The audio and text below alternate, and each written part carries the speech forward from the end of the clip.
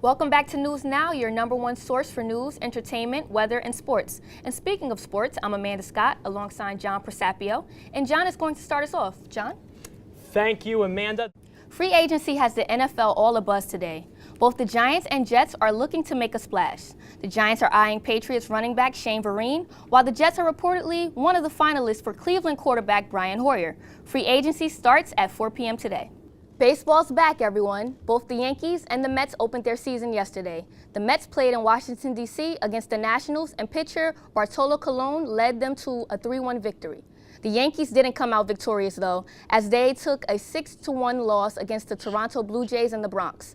Both teams have today off and will continue play tomorrow. Across the bridge, the Nets are trying to fight for the final playoff spot in the Eastern Conference. Last night, they hosted the Celtics, who hold the coveted 8th seed. How would the Nets respond? Let's take you right to the action. Let's start off on the second quarter. We have Kelly Olynyk's gonna hit the buzzer beater three, a couple lucky bounces, and it's in with the 5-point lead at the half. Here goes Darren Williams, gonna cross up a couple Celtics. Up on the list first, Brandon Bass, teardrop in there. Next up, we have Jay Crowder, who's gonna get some of the crisscross. Chris and cross, there we go, and one. Count the bucket. Now we're going to have a Boston Celtic come to you. Jonas Jerebko starts on one side, ends on the other with a nasty jam. Boston right now is up 9. Olynyk makes it 11 with this two-hand jam, increasing the lead. And Brooklyn would not get any closer as the Celtics pulled away. The Princeton women's basketball team is no longer undefeated. The Maryland Terps knocked out the Tigers in the NCAA tournament, stopping them from advancing to the Sweet 16. Princeton went 31-0 before losing on Monday night. The season is over for our very own William Paterson's men's basketball team. On Saturday, the Pioneers lost in the second round of the Division III NCAA tournament against Virginia Wesleyan. Sandy Burgos was the leading scorer in a 3-point loss.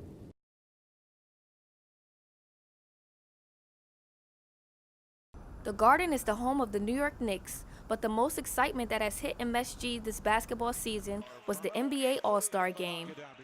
Favorite NBA team is unfortunately the New York Knicks. Through and through, orange and blue.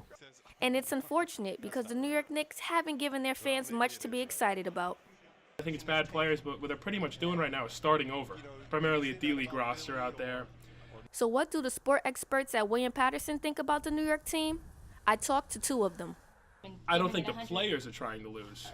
I think the general manager and the front office is trying to lose right now. But Cobb doesn't agree with the Knicks trying to tank the season for a high draft pick. I said this on our sports show last week. I always believed in professionalism. You go out there to win. You got people paying their life salaries to go to these games. You don't go out there to lose. I think they're on the right track right now with losing all these games. I mean, it's hard to watch, but in the end, you know it's going to be worth it, I guess. That was Steve Scafidi, who serves as both the editor-in-chief and sports editor of the Pioneer Times. If they can go out and make the right signings in free agency, make a splash, get more than one guy, and get a good draft pick, I definitely think they can be in contention for the playoffs next year. And while the Knicks won't be in contention for the playoffs this year, it seems that after hitting bottom, the only place for the organization to go is up. Amanda Scott, Tri-State News Network.